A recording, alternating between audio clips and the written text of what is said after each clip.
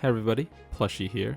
I know this video is very long overdue and people have been waiting for it. I don't know if people are still waiting for it because a lot of people already made videos on this topic.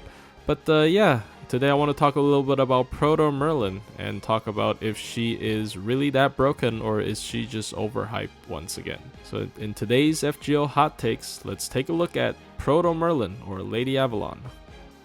Lady Avalon has a skill set that is clearly meant to mirror OG Merlin's skill set, so I suppose you can bring him up as a reference of comparison.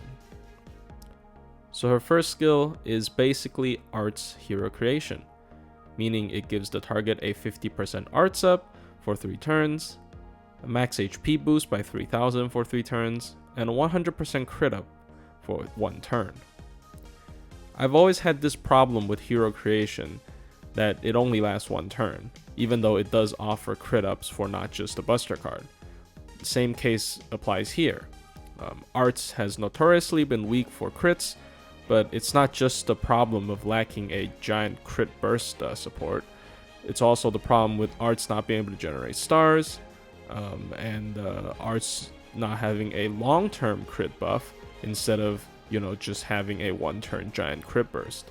So even though she kind of is advertised as an Arts crits buffer, I don't think she really fixes the problem, unfortunately. But overall, it's still a strong skill. I mean, Hero Creation is still a strong skill, even to this day. At the very least, it's still a 3-turn 50% Arts up. Now let's take a look at her second skill. Her second skill is an AoE 20 MP battery, as well as an AoE 20% attack up for 3 turns, and also an AoE overcharge increased by 1 time for 3 turns. This is essentially a straight upgrade to Merlin's skill 1 minus the longer cooldown, because it has all the effects and then an additional effect which increases the overcharge of your entire team.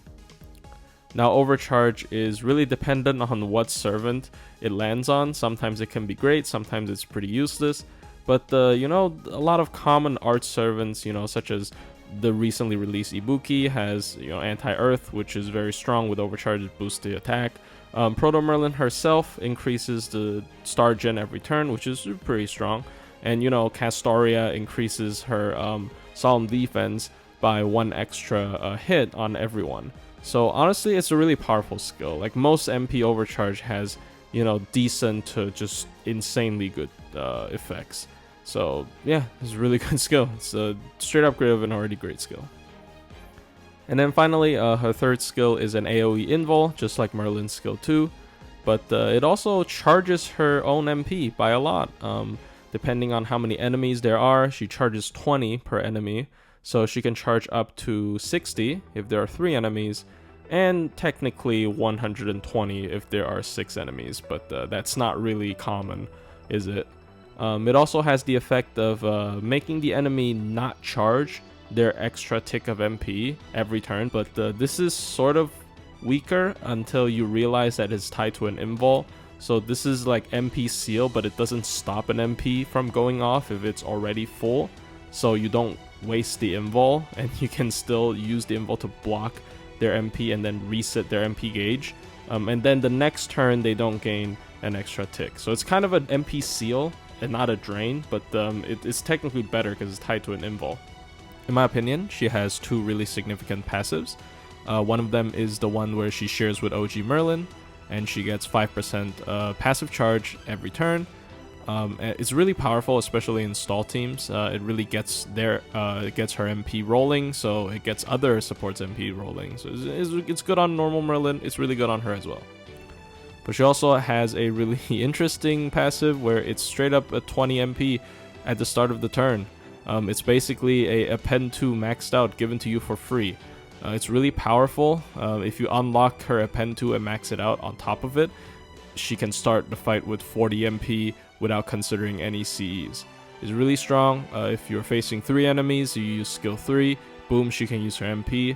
Even if you don't use your Pen skill, you just throw in her AoE battery as well for 80 MP, and then with her normal passive, she gets 100 MP as well. So she's really fast if you want to use her MP immediately. She doesn't even need a C to do it, as long as there's enough enemies. Finally, let's talk about her MP.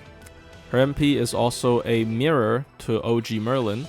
It increases the party's max HP for 3 turns, from 3000 to 5000, and charges the party's MP gauge every turn for also 3 turns, from 5% to 10%. Both of these scaling by MP level. Now, the max HP boost compared to Merlin's passive heal for 5 turn is it's less HP in the grand scheme of things, but it is immediate HP that can overheal. So it gives you more protection against sudden bursts of damage, such as enemy crits and all that. So maybe you tank a hit or 2 because of this instead of, having a heal. It's pretty decent. The MP regen is from 5% to 10%. It is 2 turns shorter than Merlin's MP regen, which doesn't scale with MP level, and this one does. A lot of people saying this is pay to win. I mean, what isn't, though, in my opinion, for MP leveling? Any damaging MP with a higher MP level is just more damage. Isn't that pay to win then? So honestly, I don't see that big a problem with this.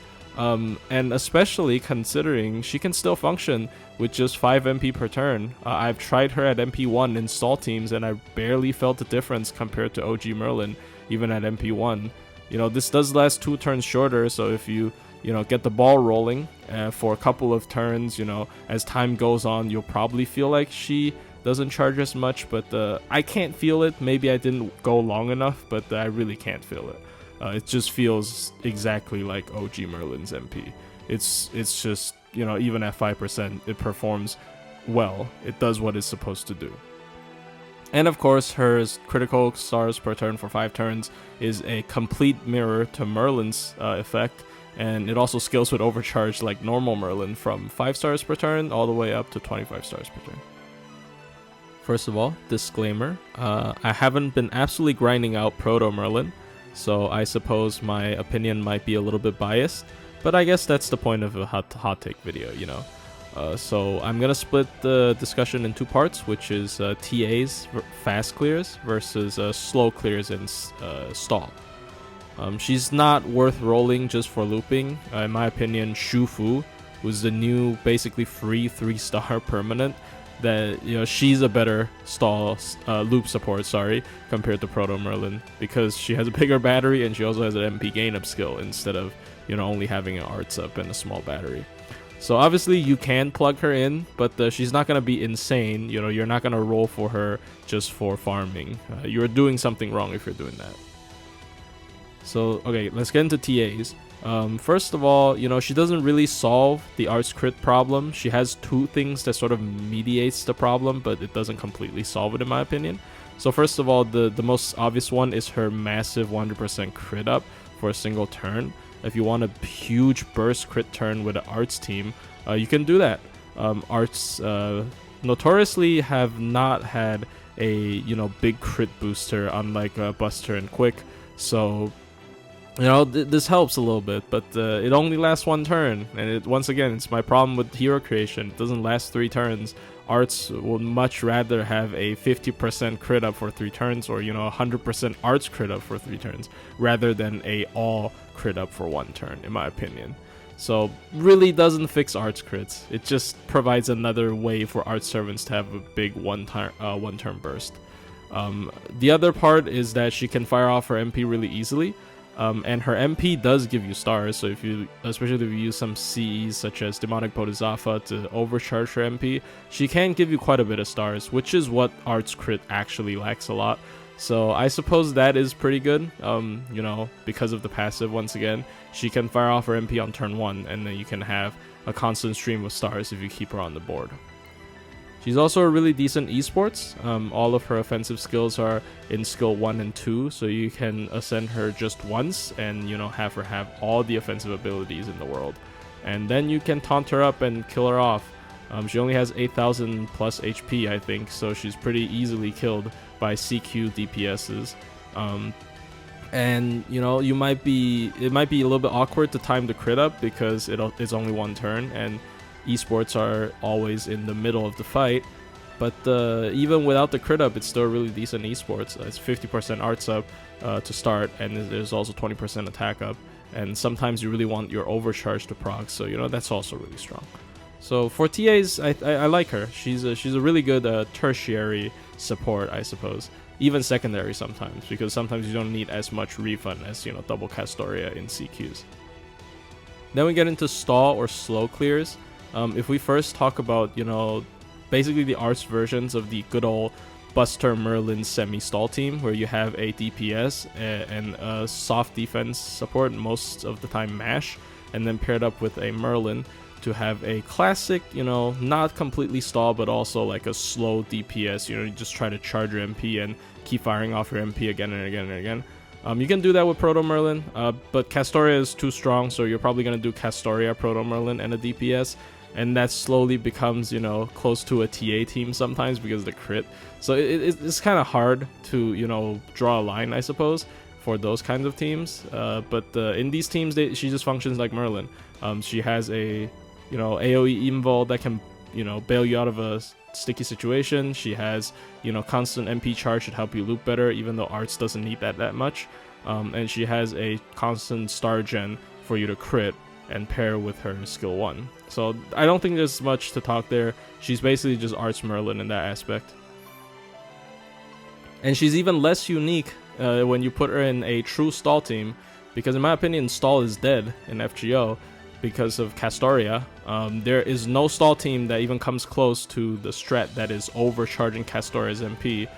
Simply having 5 hits of a better invul in 3 turns is just way too strong. The only counter is just buff removal or buff block. There's no other counter. She can even clear debuffs with her MP, so, you know, dot damage doesn't even work.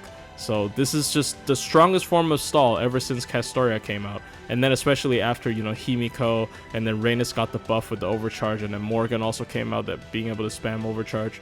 You can obviously try to fit her in one of those teams with like Tamamo. You know, there's a team where you have Tamamo try to reduce the cooldown of Proto Merlin's skill 2 overcharge effect so that she boosts Castoria's MP.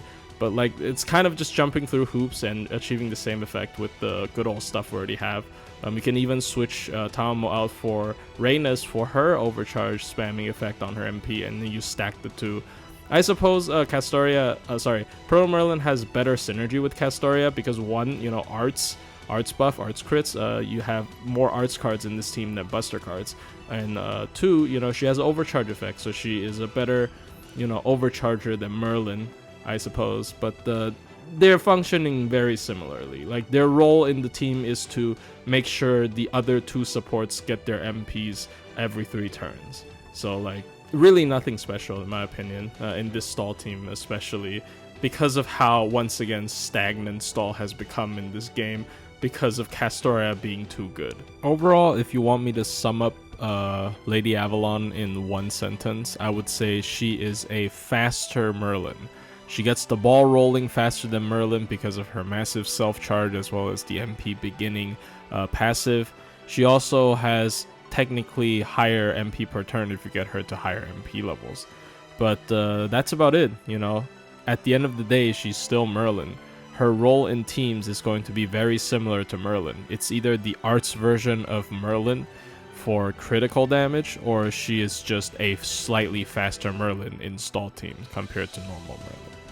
There's really not much to talk about for her, unfortunately, in my opinion.